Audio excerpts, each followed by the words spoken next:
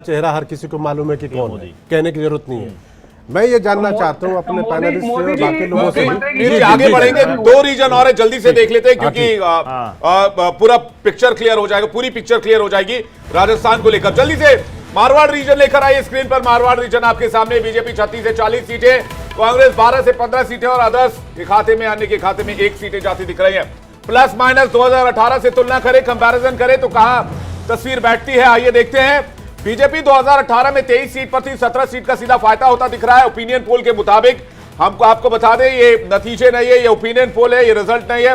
कांग्रेस जो है वो 27 सीट पर थी, उसे 12 सीटों का नुकसान हो रहा है और अन्य के खाते में जो 6 सीटें थी उसे 5 सीटों का नुकसान होता दिख रहा है। और जो 12 और 5 17 सीटों का जो लॉस दूसरी पार्टियों को हो रहा है, उसका सीधा फायदा जो है वो 17 सीटों तक जा रहा है, सीधे सीधे बीजेपी के पास। और अब शेखावटी की तस्वीर भी आप देख लीजिए, इसके बाद पूरी पिक्चर क्लियर हो जाएगी। शेखावटी की तस्वीर, बीजेपी 10 से 13, कांग्रेस 9 से 11 और यहां हालांकि कांटे का मुकाबला है शेखावटी में। शेखावटी में एकदम एज टू एज टक्कर है, जैसे कि आप फिगर्स में, आंकड़ों में देख सकते हैं। अन्य के खाते में 0 है, यहां पर 11 और 13 यानी कि बिल्कुल करीब मुकाबला। लेकिन इसे प्लस माइनस के फिगर में देखें, 2018 से इसको कंपैरिजन करें तो 2018 की जो तस्वीर है वो क्या थी और आज की तस्वीर क्या है।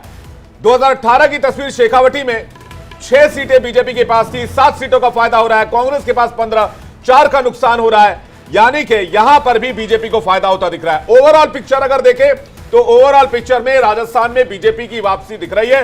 राजस्थान में बीजेपी को 4 रीजन में बहुत बड़ी बढ़त दिख रही है। जयपुर क्षेत्र, टोंक कोटा क्षेत्र, मारवाड़ और शेखावटी में बीजेपी 152 सीटों में से 97 सीट तक जा सकती है। बहुमत का आंकड़ा 201 सीट का है राजस्थान में, तो 4 रीजन में ही बीजेपी जो है वो बहुमत के करीब पहुंचती दिख रही है। जी हाँ, तो अब इससे आप अंदाजा लगा सकते हैं कि राजस्थान में क्या हो सकता है, क्योंकि बार बार हम कह रहे हैं ओपिनियन पोल है जो कि जनता के बीच जाकर के और उनसे सवालों के जवाब लेकर उनकी राय को तैयार किया गया। उसके आधार पर हम ये कह रहे हैं कि बीजेपी को राजस्थान में इन रीजन में कितनी सीटें यहां पर मिल सकती हैं। तो चारों रीजन में राजस्थान में बीजेपी को बढ़त मिल रही है। जयपुर क्षेत्र हो, टोंक कोटा हो, मारवाड़ हो या फिर शेखावटी हो, इन रीजन में बीजेपी बढ़ती हुई दिख रही है। कांग्रेस को थोड़ा नुकसान इस रीजन में हो रहा है। आपको बता दें कि पिछली बार 100 सीटों पर बीजेपी पीछे रह गई थी, मतलब कांग्रेस ने लगभग 100 सीटें यहां पर जीती थी, 101 का उसमें चाहिए मेजॉरिटी के लिए। बाद में अन्य और फिर बाद में बीएसपी के सपोर्ट, और वो बीएसपी वाले सारे के सारे बाद में कांग्रेसी हो गए और वहां पर कांग्रेस की सरकार चल पड़ी। क्या इस बार जो कांग्रेस की रवायत है पॉलिटिकल कि हर 5 साल में सत्ता बदलना, क्या वो बदल जाएगी सौरभ द्विवेदी? देखिए, जो ओपिनियन पोल है उसमें स्पष्ट रूप से दिखाई दे रहा है कि राजस्थान के अंदर जो है एंटी इनकम्बेंसी वो दिख रही है, मध्य प्रदेश और छत्तीसगढ़ के अंदर नहीं दिख रही है। जो बड़ा मार्जिन होना चाहिए वो भारतीय जनता पार्टी का राजस्थान के अंदर दिखाई दे रहा है, वहीं उल्टा जो मध्य प्रदेश और छत्तीसगढ़ के अंदर कांग्रेस का होना चाहिए था वो नहीं दिख रहा। वहां पर लगभग 10 से 12 सीटों, 15 सीटों का अंतर ये दिखाई दे रहा है। लेकिन राजस्थान में जो बार बार बात कही जा रही है चेहरों की, राजस्थान में देखिए चेहरा मुद्दा नहीं है। राजस्थान में जो 39% का क्राइम रेट 5 वर्षों में बहुत ज्यादा बढ़ा, जो महिलाओं पर एक अत्याचार का लंबा सिलसिला रहा और टेलीविजन तो क्या राजस्थान में मोदी फैक्टर है? नहीं, मोदी फैक्टर, बिल्कुल मोदी फैक्टर पूरे देश में, पूरे विश्व में। नरेंद्र मोदी, देखिए चेहरा भारतीय जनता पार्टी का कमल और नरेंद्र मोदी चूंकि लोकप्रिय। चेहरा कौन है राजस्थान में? बीजेपी का वसुंधरा राजे या दिया कुमारी, कौन है चेहरा? देखिए, सिंपल सी बात है, कोई भी बड़ी पार्टी हो जिसका नेतृत्व बड़ा मजबूत होता है वो किस पे चुनाव चिन्ह पे लड़ती है और एक नेशनल नेतृत्व लड़ती है। देखिए, चाहे वसुंधरा हो चाहे दिया हो, उनसे कोई नहीं फर्क पड़ता। जितने भी चुनाव 5 के 5 राज्य हो रहे हैं, पता है भारतीय जनता मोदी जी के चेहरे पे लड़ रही है। और आपने देखा होगा कि उन्होंने किस तरह से सबको, तो जीत और हार का क्रेडिट कौन लेगा? देखिए, देखिए जीत और हार की अगर आप तुलना करते हैं तो राहुल गांधी के नेतृत्व में तो 40 चुनाव हार गए थे, तो क्या 40 चुनाव उनको मान लीजिए?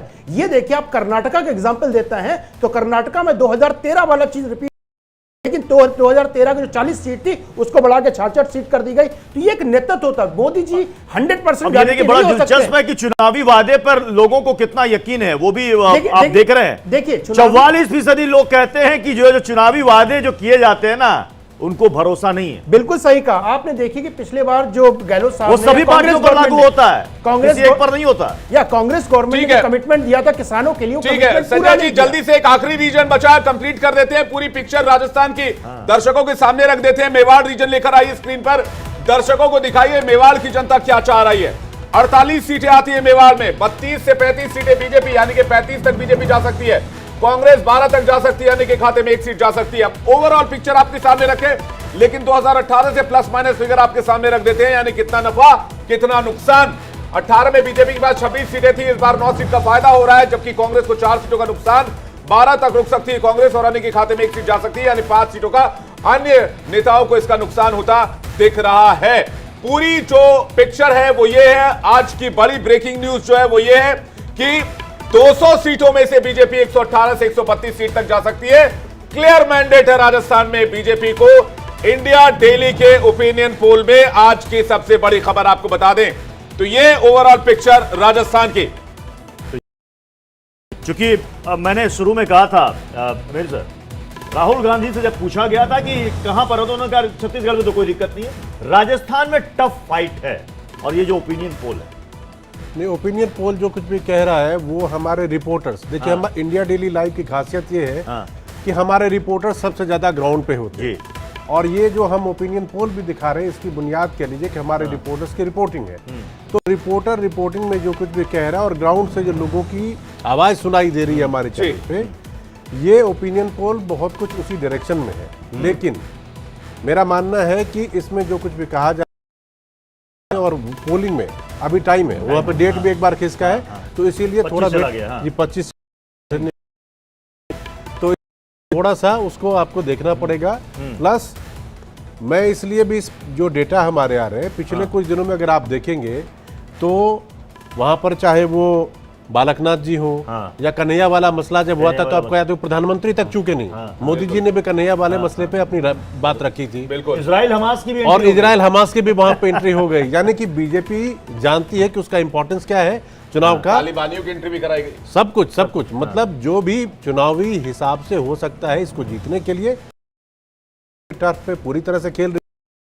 गहलोत साहब ने वहां पर जिस तरह से गरीबों के लिए जो योजना है, मतलब जिसको आप कह लीजिए लॉलीपॉप, मुफ्त में बिजली हो, इन्होंने 5 लाख रुपए का आयुष्मान तो 25 कर दिया आपने, 25 लाख का बीमा तो हो। इसीलिए उसको सिरे से 500 खारिज रुपए में करना गैस सिलेंडर। एक बार में अभी नहीं कह सकते। हाँ, ये कांग्रेस हम एक बार ओवरऑल चेहरों की भी बात कर लेते हैं विवेक, क्योंकि देखिए हमने मध्य प्रदेश में बात कर ली थी, भाई चेहरा कौन है। एक मैं रिएक्शन ऋषि मिश्रा से लेना, चूंकि उन्होंने ग्राउंड पर बड़ा वर्क किया है और वो कुछ कहना भी चाह रहे हैं। ऋषि, आपका रिएक्शन हमारे इस प्रोजेक्शन पर, क्लियर मैंडेट है बीजेपी को 132 तक जा सकती है।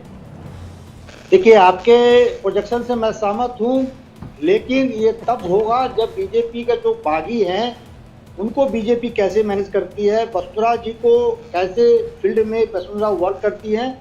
ये बात सही है कि बीजेपी को नरेंद्र मोदी के नाम पे वोट मिलता है, संघ का बैकअप है, आरएसएस का मजबूत बैकअप है, लेकिन वसुंधरा का भी अपना इम्पैक्ट है, इससे खारिज नहीं किया जा सकता। आपका ही ओपिनियन पोल बता रहा है कई जगह मजबूत बागी लड़ रहे हैं। मैं एक एग्जाम्पल देता हूँ, नरपत सिंह राजगी जहाँ चित्तौड़गढ़ से चुनाव लड़ रहे हैं, वहाँ चंद्रभान आग के जो है बहुत पॉपुलर नेता है बीजेपी का जो बागी है। ऐसे 12, 13, 15 से आसपास 20 ऐसे मतलब देखिए हर पार्टी में चुनाव के समय में टिकट नहीं मिलने पर बगावत तो बहुत आम बात है। बड़ी बात है, लेकिन आपने आप हमारे कह रहे हैं कि भाई बीजेपी के अंदर क्या वसुंधरा राजे को मना पाती है। वसुंधरा राजे का एक बयान आया था, बड़ा दिलचस्प बयान है और इंपॉर्टेंट भी है इस लिहाज से, क्योंकि वसुंधरा राजे ने कहा है कि अब लगता है कि मेरे रिटायरमेंट का वक्त आ गया है।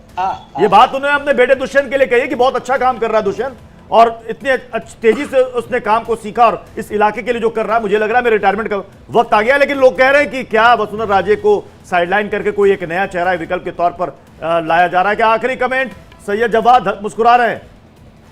नहीं, देखिए ये तो बात साफ है, बगैर वसुंधरा राजे सिंधिया के जो चेहरा है उनका, उनकी छवि है, उसके बिना भारतीय जनता पार्टी बेड़ा पार नहीं लगा सकती। जो बात अभी ऋषि भाई ने कही वो बिल्कुल सत्य है, क्योंकि यही हमने हिमाचल के अंदर भी देखा। भारतीय जनता पार्टी के मौजूदा विधायकों के टिकट काटे गए थे और जब वो बगावत पे उतरे, जिसपे माननीय प्रधानमंत्री जी का एक फोन कॉल भी सामने नजर आया था, मना रहे थे एक विधायक को, वो नहीं माने।